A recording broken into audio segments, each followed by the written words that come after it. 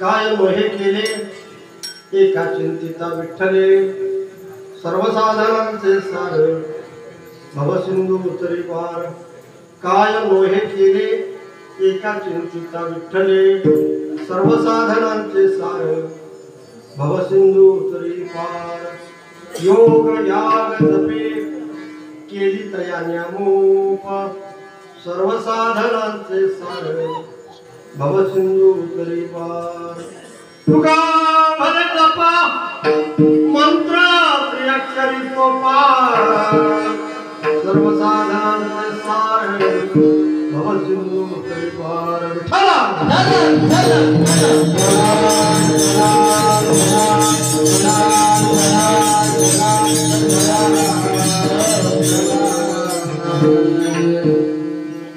असो भाविक सज्जन ग्रामस्थ मंडळी काढणे ऐका ना गावात लोक काय झालं का गौरव काढून सगळ्यांचं पावसाला अडकलं ग्रामस्थ मंडळी काढणे आत्ताशी बघा जुळ लागतं सगळ्यांचं किती एका स्वराने चढ त्यांचं बांग बांग शेली माईक आता घातलेला मेळ लावता लावता नमनाला घाबरत नाही आणि आत्ताची कुठं त्याचं स्वरात मान बसले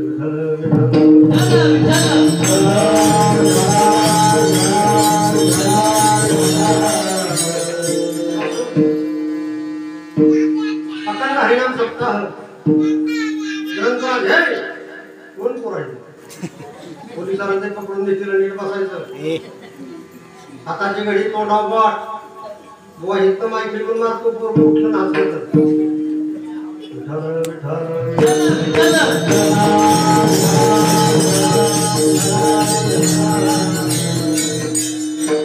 अखंड हरिनाम सप्ताह ग्रंथराज ज्ञानेश्वरीचं वाचन पारायणाचं दुसरं वर्ष भाग्यवान आहे कारण आम्ही कीर्तन करायला लागल्यापासून 30 वर्ष 40 वर्ष 35 वर्ष अशी सगळी पारायण त्यामुळे जड वाटायचं दुसऱ्या वर्षाचं पारायण म्हणजे हलकं वाटायला लागलं जवळ असल्यासारखं पारायणाचं दुसरं वर्ष ते मी माझी तारीख म्हणजे आज अचानक घडला आहे म्हणजे आज माझी रास वाचली त्यात सकाळीच गेलो होतं अचानक घडला होईल आणि महाराजांचा फोन आला बुवा या बरं का तात्या काही वेळेवर पोचणार नाही आणि तात्यांच्या जागेवर सेवा करायला मिळेल मोठं परम भाग्य आहे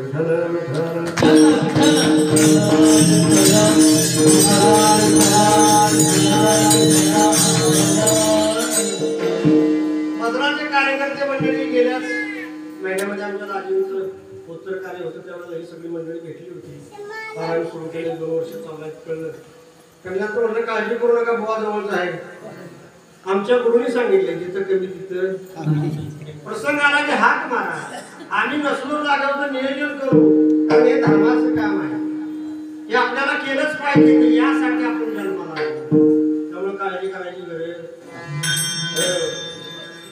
पण काय वेळेला अशी गंमत होती गंमत एक सांगतो दावरवाडी गाव ऐकून नाव माहित आहे कुठं आहे पाहुण्याचं ते गाव आणि 1 वर्ष गावाचं पारायण बंद पडलं 2 पारायण पारायण बंद पडलं ऐकून का सगळे बसलेल्याने ऐकून येत आहे का असं बॉम्ब बॉम्ब होत नाही ना त्याचं बरोबर बॉम्ब मरण राहतो ऐका किस्सा सांगतो दावरवाडीचं पारायण बंद पडायची वेळ आली. आमच्या गुरुने आदेश दिला आम्हाला. आमचे गुरु वैकुंठवासी हरिभक्त परायण, राष्ट्रीय कीर्तनकार, आकाशवाणी दूरदर्शनचे कीर्तनकार विनोदाचार्य दत्ता महाराज सांगत होतो. पारायण बंद पडले. जाताना मोटरसायकलवरून टेबल शीट जायचं. एक वादक, एक गायक आणि एक कीर्तनकार जायचं. हरिपाठ करायचा, कीर्तन करायचं, काकडा करायचा आणि जे पैसे घेता घरी यायचं. बंद पडल्याला पारायण चालू केलं. कोणी पैसे मागितले आणि दुसऱ्या वर्षी गाव एका जाग्यावर 2 लाख पारायणाला खर्च केला. पण आम्हाला तारीख दिली नाही. केवढ्याला पडलं मला सांगा.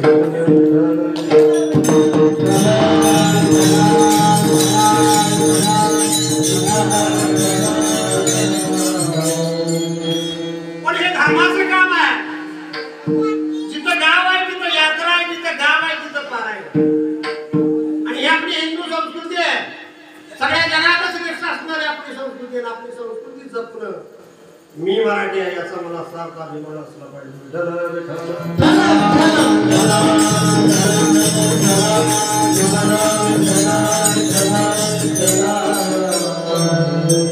प्रस्तुत सेवेला घेतलेला आभार जरा मोठं निघाल.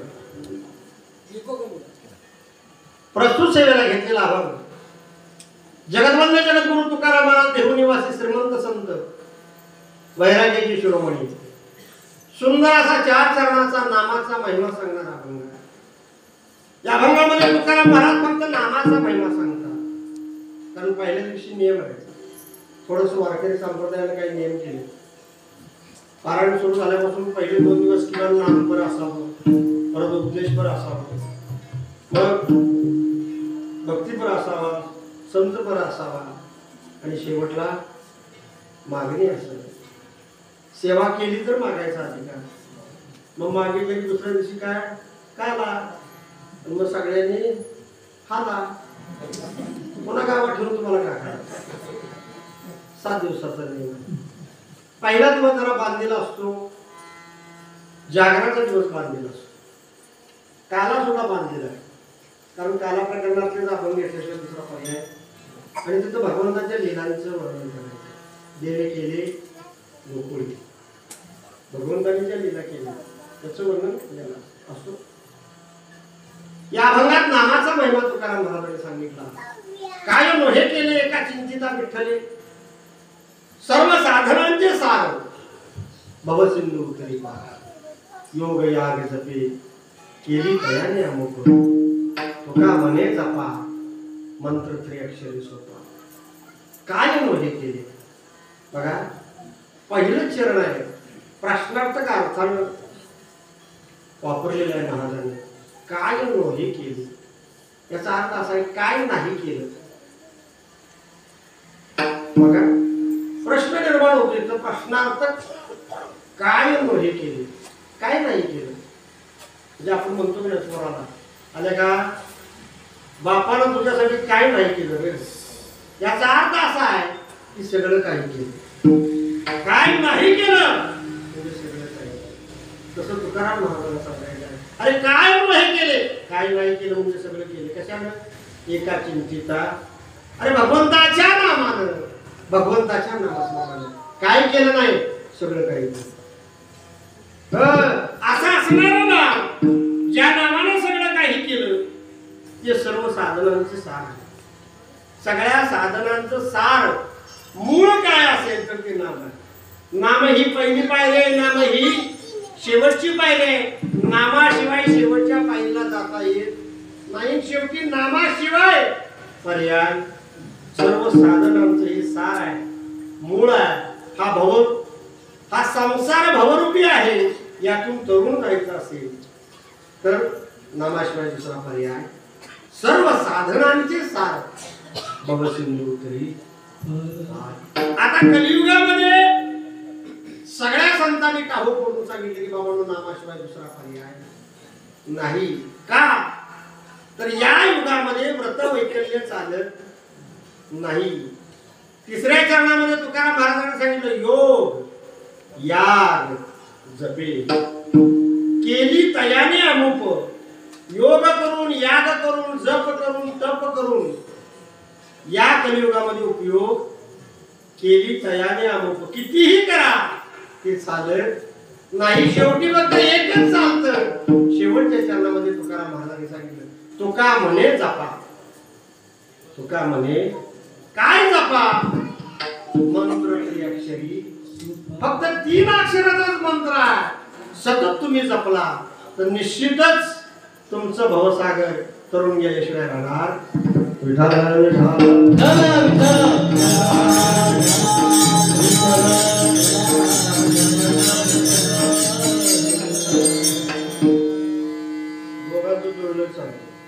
लोक कालच्या साला ठरलं म्हणतो वरच्या साला विठ्ठल म्हणतो. म्हणजे मुली बोला सरायची गरज बरं नाही बरं विठ्ठल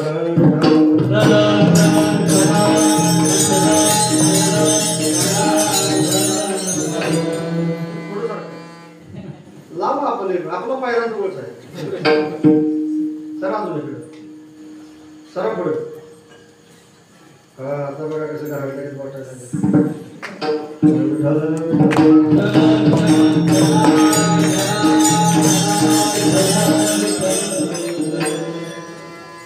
मंडळी पारायण करणं सगळं करणं नामस्मरण करणं या सगळ्या गोष्टी कशासाठी आहेत. जीवनामध्ये आपल्याला सुख यावं आनंद यावा. बरोबर आहे.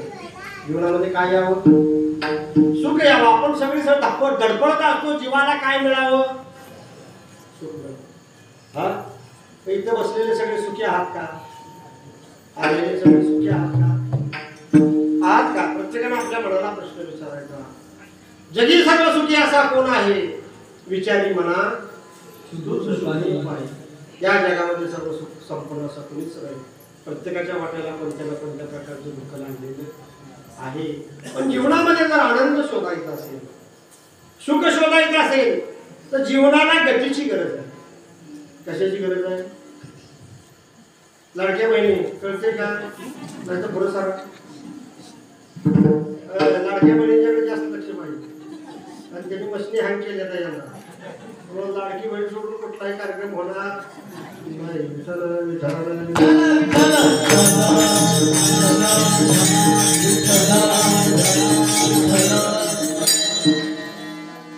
जीवनामध्ये आनंद निर्माण करायचा असेल तर गतीची गरज आहे. पण कोणत्या प्रकारची गती मिळाली म्हणजे जीवनामध्ये आनंद होतो. बघा आनंद ही एक मानसिक स्थिती आहे. कुणाला कुठल्या प्रकारचा आनंद निर्माण होईल सांगता येईल. आनंद ही एक मानसिक स्थिती आहे. प्रत्येक स्थितीला गतीची गरज आहे. बघा परत वाक्य आहे का. आनंद ही एक मानसिक स्थिती आहे. प्रत्येक स्थितीला गतीची गरज आहे. पाण्यात वीज आहे कधी कळलं बोला. तांब्यात वर गाठल्यावर शॉक लागतो. पाण्यात वीज आहे कधी कळलं. त्या विजेला गती दिली. पाण्याला गती दिल्यामुळे विजेसारखा आनंद निर्माण झाला. म्हणजे पाण्यात वीज आहे कधी कळलं. पाण्याला काय दिली गती दिली. दह्यामध्ये लोणी काय आहे कधी कळलं. दह्यात लोणी आहेच की पण कळलं कधी त्याला काय दिली गती दिली. बरोबर आहे. घुसळण्याशिवाय लोण्यासारखा आनंद. आता ते घुसळणं 2 पद्धतीचं असतं. खरं पूर्वी रवी घुसळणं आता ते गेलं. आता सगळं मिक्सरवर आलं आणि नाही ना आता फ्रीज मध्ये टाकायचं ऑटोमॅटिक लोणी येतं. कुठं पळून जातंय. पण पहिलं घुसळणं होतं ते अगदी लयबद्ध होतं बघा. म्हणजे रवी लय खाली बी गेली नाही पाहिजे वर बी आली नाही पाहिजे. मध्ये चालली पाहिजे.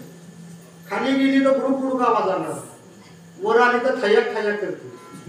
बरोबर मध्ये रवी मिसळून तो घुसळण्याची जी गती आहे योग्य प्रकारची गती दिली तर लोण्यासारखा आनंद निर्माण. तशी जीवनाला कोणत्या पद्धतीची गती आहे त्याच्यावर आपला आनंद निर्माण. मंडळी तुम्ही आणि प्रत्येक जण हा आत जीव आहे म्हणून जिवंत आहे. बरोबर आहे. मनात ते येणार नाही असं कळल्यानंतर पहिला फोन कोणाला केला तुम्ही आणि त्याच्यात मी जीव होता म्हणून ते हामी म्हटले. ते जर तिकीट द्यायला असलं तर म्हटले असलं बोला टिक घेऊन आता काय येऊ बुवा काय कीर्तनाला येणार म्हणजे ह्याच्यात काहीतरी आहे चालवणार. हा चालवणारा आहे म्हणून आपण इथपर्यंत. तो कोण आहे? तो जीव आहे, बरोबर आहे. पण तो कुणाचा अंश आहे? भगवंताचा अंश आहे, बरोबर आहे. जसं देवाला मरण नाही तसं जीवाला मरण नाही. मग माणसं मेल्यावर आपण काय करतो? जीवाला मरण आहे का? नाही. मग माणसं मेल्यावर काय करतो? जीव मेलाय का? नाही. जैसे जीर्ण वस्त्र सांडीचे, नूतन ओढीचे, जुनं झालेली कपडे आपण टाकून देतो, नवी घालतो, तसा हा जीव. म्हातारा झालेला देव, तोंडात दात नाही, जत्राला जायला येते का? नळ्या फोडा येतात आहे का? मग का जगून उपयोग आहे? तुम्ही म्हणणार ह्याला काय तमाशात नाचा येते का? ऑर्केस्ट्रा बघायला येते या? ह्याच्यात राहण्यात काय आपण निघून गेलं. म्हणजे हा जिवंत आहे, याला मरण. पण हा कुणाचा अंश आहे? त्या भगवंताचा अंश. माता तू कुणाच्या भावकीतला आहे? भगवंताच्या भावकीतला आहे. कोण? जीव. कळतंय का माझं म्हणणं? कळतंय का लाडक्या बहिणी?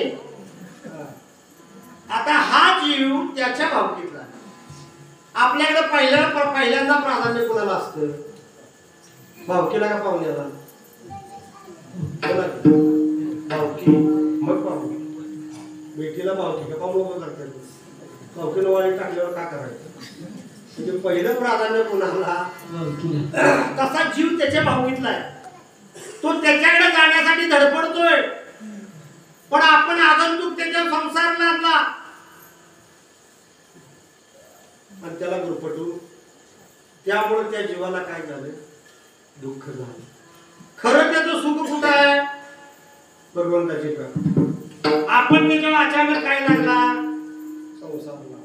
म्हणजे मला सांगा, जे अचानक येतं ते दुःख निर्माण करतं, आणि जे मूळ स्वरूपातलं आहे ते प्रत्येकाला हवं असं. जरा सुरुवातीला ऐकायला अवघड जाईल, पण सोपं करून सांगतो.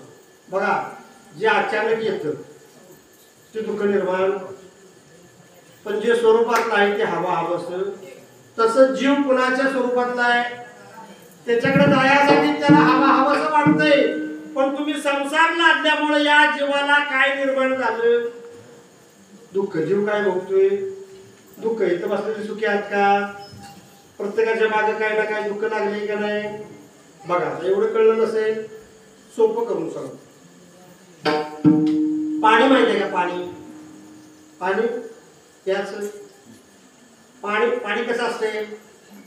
घट असते, पातळ असते. पाण्यात तुझा रंग काय जायचा मिळाले? पाणी कशात बी मिसळतं, आणि कशात बी मिसळून पाणी पिलं त्याच्यात तर तुमच्यात कशात मिसळून नाही. गाव चांगलं आहे. मग पाणी हे पातळ द्रवरूप आहे. पाण्याचा मूळचा गुणधर्म आहे द्रवरूपता. ते त्याचं स्वरूपगत सुख आहे. पाण्याला त्यात राहायला आवडतं. कशात? पातळ द्रवरूपतेमध्ये पाण्याला त्यात राहायला आवडतं. पण त्याच पाण्याला जर तुम्ही फ्रीज मध्ये ठेवलं, काय तयार होतं? सोपं करून सांगतो. फ्रीज मध्ये ठेवलं काय तयार होईल? बर्फ तयार होईल. बर्फ किती वेळ राहील? पाणी त्या बर्फ अवस्थेमध्ये किती वेळ राहील? बोला. जोपर्यंत फ्रीज मध्ये लाईट आहे. लाईट गेली की बर्फाचं काय तयार होणार? म्हणजे त्याला जास्त वेळ बर्फाच्या अवस्थेत राहायला आवडेल. बर्फ ही आगंतुक मध्ये आपण प्रक्रिया, पण त्या पाण्याला त्याचं काय होतंय? दुःख होतंय. त्याचं हवंसं वाटणार काय? पातळपण आहे. म्हणजे आगंतुक येतं ते दुःख निर्माण करतं, आणि मूळ स्वरूपातलं आहे ते हवंसं वाटतं. बघा, आणखी एक उदाहरण सांगतो. साळू नावाचा प्राणी. साळू आहे का माहिती? सायाळ तुमच्याकडे आहे की का? सायाळ. त्याच्या अंगावर काय असतात? दाबरा एवढी काठी असते. त्या काट्याचा सायाळाला किती त्रास झाला का? तेवढ्या मोठ्या काट्याचा त्या सायाळाला किती त्रास झालाय का? नाही. पण त्या सायाळाच्या पायात छोटा जरी बाबळीचा काटा लागला, ते सायाळ लंगडत चालेल का? कसं चालेल? म्हणजे बघा स्वरूपातले काटे आहे, पण ते आनंद निर्माण आगंतुक आला तो काय निर्माण करतोय, दुःख निर्माण करतो. बरोबर आहे, कळलं? आता एकच उदाहरण सांगतो तुमच्या लक्षात राहील. लाडक्या बहिणी, सगळ्या जीवातला पाहुणा कोण? लाडक्या बहिणी, जीवातला पाहुणा जावाय. जावाय म्हटले की सासू, पण सासू जावायच्या पुढे पाण्याचा तांब्या घेऊन ह्या ह्या करीत कधी आली नाही बरं का. कवा तर सांगते आता जमिनी करून घेऊ नका. हे सासूचं जावयाचा आदरातिथ्याचं नातं आहे. आतल्या आवाजाने घरातच आवाज देईल सासू, दबक्या आवाजात विचारेल आमची चिंगी कशी आहे. पण जावयाच्या पुढे येणार, मागल्या दारानं सासू बाहेर जाणार, शेजारणीला हातानच कुणवील हायती का, ती विचारली कशाला. जावयाच्या कानावर ना आवाज जाता हळूच म्हणणार शिंगीचं मालक आलं तर या. हा आदरातिथ्याचा भाव आहे. म्हणजे जीवातला जवळचा पाहुणा कोण? जावई. आता अलीकडचा जावई सांगू. अलीकडची सासू आता सासरवाडीला जायला परवानगी काढायला लागेल, माहेरला जायला तिला बी परवानगी काढायला लागेल. हेच घोडं घेऊन उभं असतं, हाय बस मागे, कुणाला इशाराची गरज लागेल नाही, जाग्यावर गाडी उचलणार. गाडी दोघं बसलं मी या आहे का दोन आहे, हुडक्यात हुडकत कोणाच वाट कळत नाही, इतक्या जोरात गाडी असते. आता आमच्याकडे तालुक्यात चंबुराजडी लई रस्ते गुळगुळीत केलं ते. पहिलं रस्ता असं होतं धडा धडा धडा धडा, आणि एचडी गाडी माहिती आहे का 2 सिलेंडरची, त्या काळात एचडी गाडी. आमच्याकडे एक जण बायकोला घेऊन निघाला गाडीवर. कुठं? सासरवाडीला, मावशीला. पापाड्यात सासरवाडी कुठली माझी सांगतो ना, तुम्हाला धरून मारतील. मावशीला सासरवाडीला निघाला, बायकोला मागे घेतली, जाग्यावर जेव घोड्यासारखी गाडी पळाली, दगडात जेव धाम धाम धाम धाम धाम. आणि आताच्या पोरींचं वजन दिसताय टिटवी एवढं, गाडी व्हाय का नाही कळत नाही. त्या धडधड्या त्याची बायको उडून बसवा कशी आमच्या पडलेली ह्याला माहिती. हे एकटंच नव्या रस्त्यावर गेलं. आणि तिथं पंपापाशी गेल्यावर मागं बसतं या, आणि बायकोला म्हणते इथंच उतार, तो त्याला घालणारा तो गाडा बघतो बरं का. आणि मागं बघते ते ह्याची बायको कुठं गाडी. आता तिथनं मागं गाडी वळली नव्या रस्त्यावरून. सिद्धेश्वर नगरमध्ये, गव्हाणवाडी, सुरेशवाडी सगळ्यांनी विचारता आले माझी बायको दिसली का. आता हे तर काल लगीन झाले, ह्याची बायको काळी का पुरी शेजारच्या गावाला माहिती आहे का. मागं आले तर ती मसोबापाशी दगडात पडली होती, काचड्या शिरलेल्या हातात. आता काचड्या शिरल्यानं बनवायला किती पडणार मिळणार माहित असतं काय का माहिती. तिचं बनवान होतं तर ह्याची गाडी मागं आली, त्याला बघितला की तिचा मेंदू इसकाटला, तिनं दगडात हातात घेतला. कुठल्या वाहनात गाडी चालू त्याला बायको पडलेली माहिती आहे, राख्यामध्ये मेंदून बाहेर काढतो. जवळ आलं, आता बायको गाडीवर पडली, जायचं आहे कुठं सासरवाडी. बरं आताच्या सासवा काही शाने आहेत का, उभ्या पाडून खाते. जवळ आलं, तिच्या पाया पडलं, कुणाच्या सासूच्या बायकोची.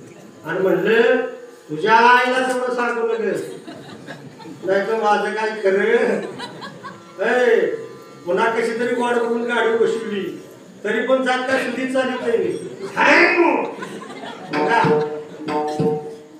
मावशी सासरवाडीत गेलं, गाडी उभी केली, ज्याला लागलं होतं ते घरात पळाला. आता ते लागलं होतं कोपराला, ह्याला तिचं दुखत होतं ती घरात गेली. ह्याच्या गाडीचा आवाज ऐकला की सासू घरात बाहेर आली. आता सासू बाहेर आली ती होती गाऊनवर. सासू कशा होती, आता काय खातं दगाड घेऊन बसतो, घ्यायचं काय करावं, लावाय तर आला ते. आणि सासूला तोंडात परत पॉम पॉम पॉम पॉम पॉम. आणि हे गाडी बायको उतरून गेली, ही गाडी उतरलं का खाली, हे एक बार मुठ पिळायचं हाय, एक बार हार वाजवायचं प्या, हिच्या तोंडात बरंच, हे तर त्याला कळलं, त्याचं ह्याला कळलं. सासूबाई जवळ आल्या, तोंडात सोका इतका साठला होता, फवारा मारला एक मारता. तिथनं सासूबाईने विचारलं जावयाला, आता गावामधली सासू म्हणजे कशी पाहिजे सांगा, सुसुखुशीत पाहिजे का नाही कशी. सासूला तिथनं जावायला विचारावं, नवा कोण नाही सगळा करायचा तसा गोडाच्या नो. जावाय तिथनंच म्हणते कशाला मग आम्ही कोरडेशाचं नसतं का, कोरड्यात तुमच्याकडे आहे का, कोरड्यात म्हटल्याबरोबर जावाय म्हटलं तर मामी या इकडे, तिथनं पाटण आहे 3 किलोमीटर, बसा गाडी घेऊन येऊ आपण. आता ज्याला लागलं होतं ते गेलं घरात, सासून बिन तोड होता हा असा परस टाकला आणि जाऊन जावायच्या गाडीवर बसली. सासू कशा होती हे विसरायचं नाही बरं, सासू गाववर होती. आता जावायला गाडी आली तिची होती शानी, कुठनं खोलीन मागणं उच सारखं मोठी वेळ आली, मागे सासून पुढे जावाय. संध्याकाळी 6चं टायमिंग, मावशीला का वर्णाशी बरोबर जायची, मावशीला डोंगराकडनं खाली झुंजरूक पडायचं टायम, हेड गाडी उचलली, जे भोंगा सुटलं खाली, दारा काढायचं टायमिंग, मसराचं पेंड्या सगळं रिडकू आलेला नसतो, त्याची वरणाची गाडी आली, डिस्क ब्रेक पुढच्या लागेल मागच्या लागेल, रिडकू बघितल्या जावायची ब्रेक आवाळा आधीच गाडी मागणं उच, फुटणं गाड्याची कोचल्याबरोबर जी सासू आत्राळी गावावर वर्ण खाली जावायच्या मुडक्या वापरते.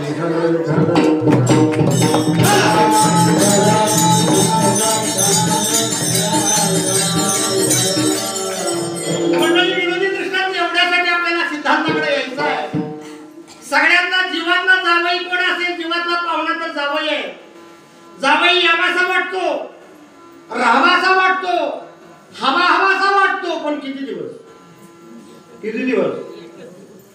जत्रा ठीक आहे, पाकाळणी चोकाळणी, पेरणी चालू झाल्यानंतर जावायला हल्लं पाहिजे का नाही, सोपं आहे का नाही सांगा. घर जावायच्यासाठी नव्हतं, पण कमीत कमी 4 दिवस जावाय राहिला भांड्याला भांड, तो दुःख निर्माण करणार. म्हणजे जावई आगंतुक आहे, यावासा वाटतो, हवासा वाटतो, पण दुःख निर्माण करतो. जे आगंतुक आहे ते दुःख निर्माण करतं, पण जे स्वरूपातलं आहे ते सुख निर्माण करतं. स्वतःचा मुलगा दारुडा आहे, आई वडिलांना त्रास देतो, पण त्या आई वडिलांना तो जावासा किंवा मरावासा वाटेल, त्याचं कारण आहे आज ना उद्या तो स्वरूपातला आहे, सुख दिल्याशिवाय राहणार.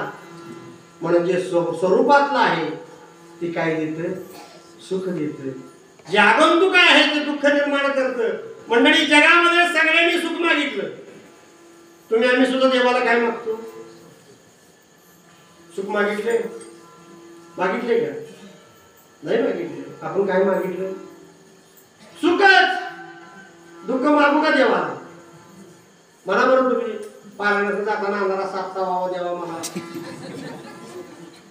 कृष्णाचार्य मला म्हणून अर्जुन व्हावं, पाहुण्या रावणाने लई खायला घेऊन बघायला यावं, वाटतंय का मला सगळं नाही. प्रत्येकाला वाटते आपल्या वाट्याला सुख यावं, पण या जगात अशी 2 माणसं होऊन गेली, त्यांनी भगवंताला दुःखच मागितलं. त्यातलं एक होती माता कुंती आणि दुसरे होते राजा रती. बघा, माता कुंती ह्या भगवान श्रीकृष्णाच्या कोण होत्या, आत्या होत्या. कौरव पांडवांचं युद्ध झालं, जोपर्यंत युद्ध चालू होतं तोपर्यंत भगवान श्रीकृष्ण कुणाच्या घरी होते, ज्ञानदेव म्हणे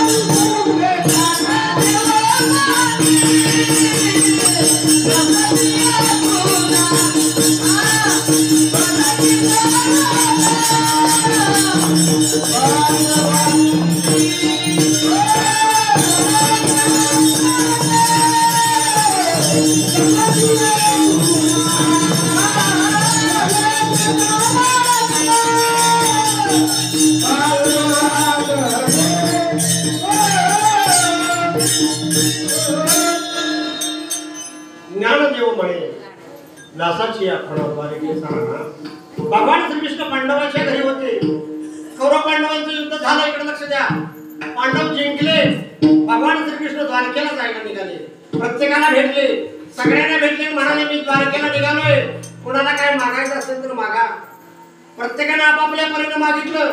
शेवट नंबर आला माता कुंतीवर. माता कुंतीच्या समोर भगवान श्रीकृष्ण उभे राहिले, हात जोडले आणि म्हटले आत्या, आता मी द्वारकेला जायला निघालोय, तुला काय मागायचं असेल तर माग. माता कुंतीचे डोळे पाण्याने भरले. माता कुंतीचे डोळे पाण्याने भरले. भगवंताकडे पाहिलं तेव्हा अरे माझ्या वाट्याला दुःखच आले आतापर्यंत. माझ्या वाट्याला किती सुख आले नाही, एकच कर, अजूनही माझ्या वाट्याला दुःखच दे. बघा काय मागावं माता कुंती. भगवान श्रीकृष्ण म्हणाले आत्या, अगं दुःख होते आता तरी सुख माग. नको कृष्ण, नको कृष्णा, सुख नको, वाट्याला दुःख दे. दुःख आली की तुझं आठवण होते. कारण देवाची आठवण कधी होते? दुःखात. लॉटरी लागल्यावर देवाची आठवण दुःखात होती. आणि देवाची आठवण दुःखात झाली, देवाची आठवण झाली की देवाबरोबर सुख येतो. कारण देवाच्या पायाजवळ काय आहे? सुख आहे का नाही? आहे का नाही? सर्व सुखाचा आपण माहित आहे. सर्व सुखाचे आगर म्हणे नरहरी, सर्व सुखाचे जनी म्हणे शारंद्र, सर्व सुखाचे बाप रुक्मा. सगळ्या संतांनी सांगितले देवाच्या पायाजवळ काय आहे? सुख आहे. माझा कुंती म्हटली देवा दुःखच दे रे, त्याशिवाय तुझी आठवण होणार. मागितलं दुःख पण मिळालं सुख. आपण मागतोय सुख, आपण काय मागतोय? मिळतोय काय? संतांनी मागितलं काय?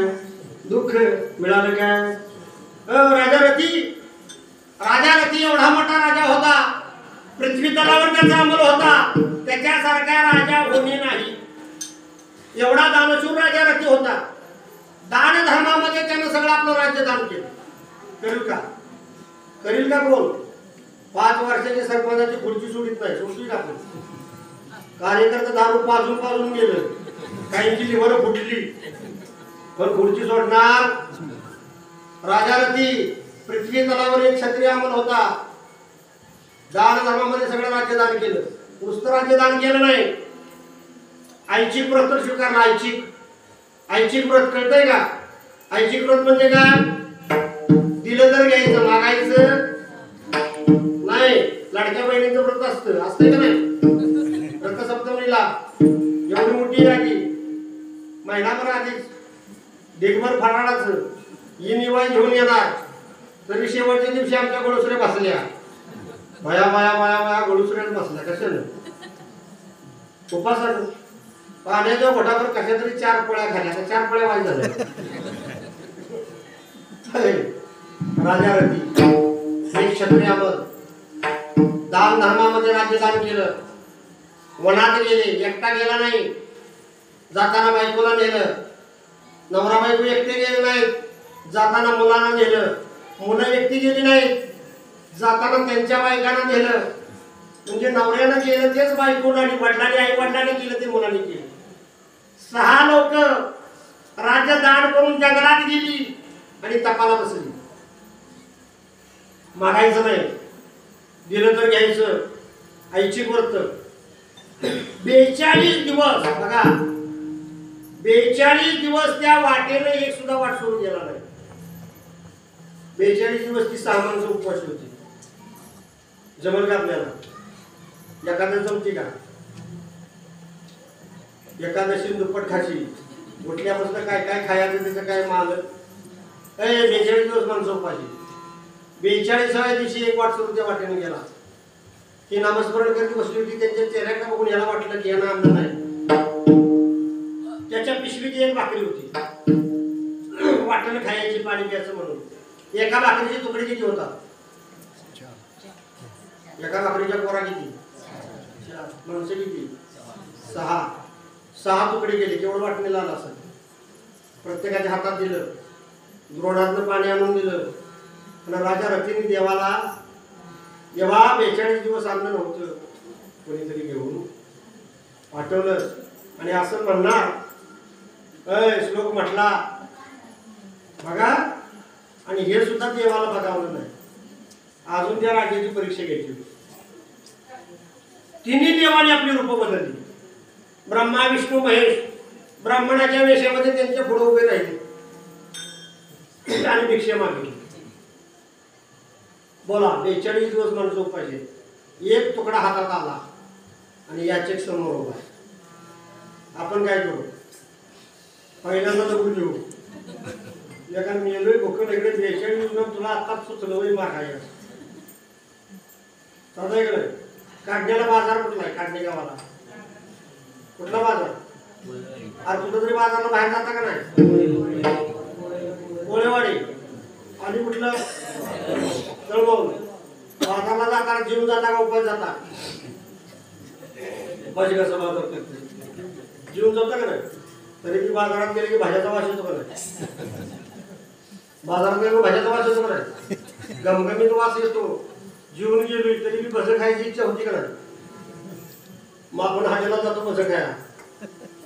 लाडक्या बहिणींचं नाही पण लाडक्या भावांचं सांगतो. भजी खायला जात्यात पण दरवाजाकडे तोंड करून बसत नाही.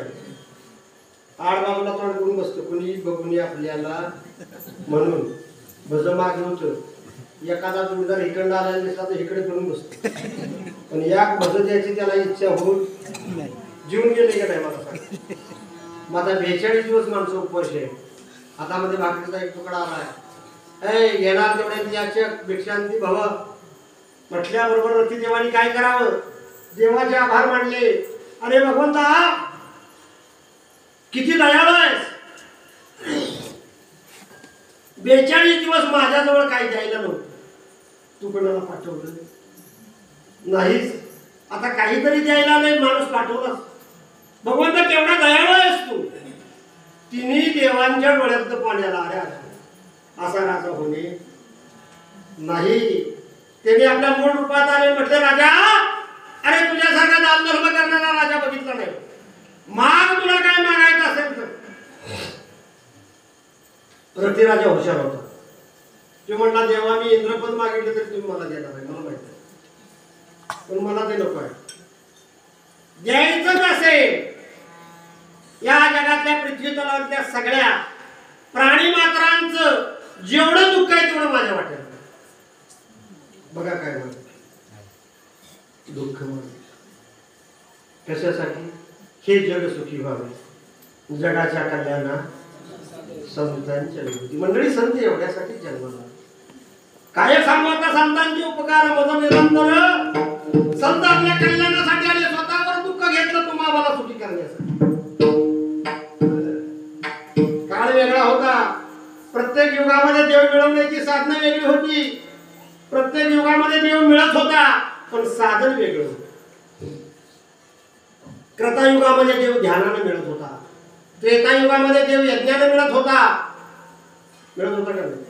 द्वापार युगामध्ये देव पूजेने मिळत होता. पण कलियुगामध्ये नामस्मरणाशिवाय दुसरा पर्याय. आता मतवैकल्य चालत नाहीत. बघा ध्यानानं देव मिळणं सगळ्यात अवघड आहे. आपण डोळे झाकून बसून बघा. आपल्या डोळ्या पुढे काय काही मालिकेतलं सगळे टायटल सांगा. आई कुठं काय करते. मालिका संपली. आईचीच 5 लग्न झाले. आपण किती करायचे?